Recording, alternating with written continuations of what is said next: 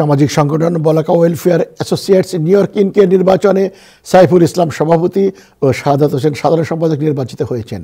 গত 20 ডিসেম্বর শুক্রবার নির্বাচন কমিশন সংগঠনের দ্বিবার্ষিক 2025 ও 2026 সালের কমিটির নাম ঘোষণা করেন। সংগঠনটির নির্বাচনী তফসিল মোতাবেক সাইফুল শাহাদাতের নেতৃত্বে একটি প্যানেল প্রার্থী দেওয়া হয়। প্রধান নির্বাচন কমিশনার মোহাম্মদ আলী বাপ্পি প্যানেলটিকে বিনা প্রতিদ্বন্দ্বিতায় বিজয়ী ঘোষণা করেন। এ সময় কমিশনের অপর দুই সদস্য মনির হোসেন ও মুস্তাফা জামাল পাশা উপস্থিত ছিলেন।